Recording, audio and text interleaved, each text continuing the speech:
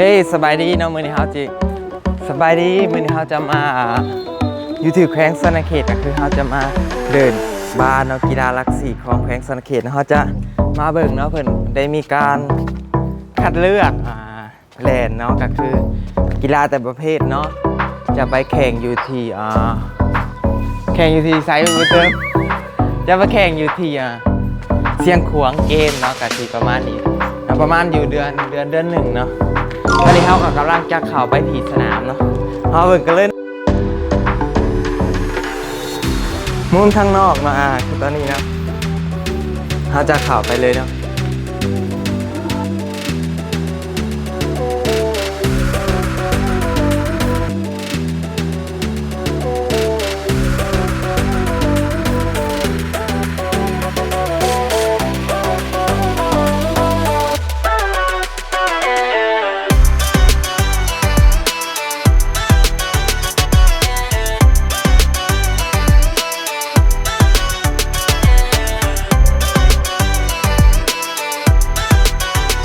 นะก็คือตอนนี้เราได้อยู่ที่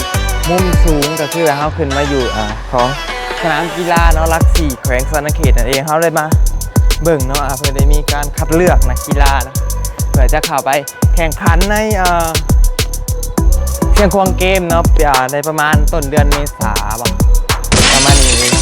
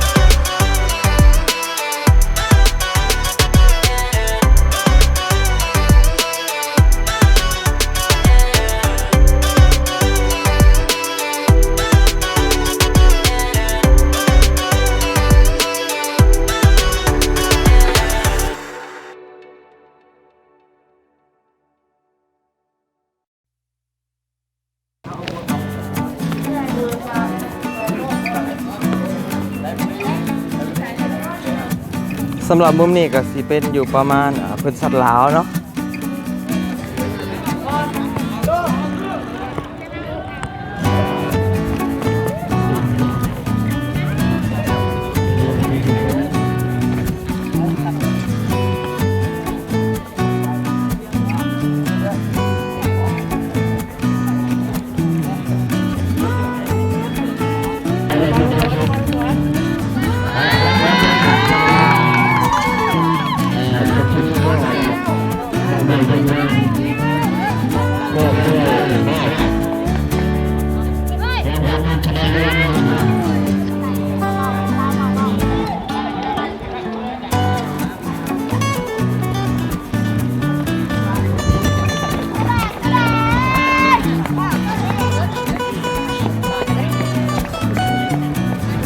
ประมาณนี้เนาะเพื่อนก็มีบรรยากาศขึ้น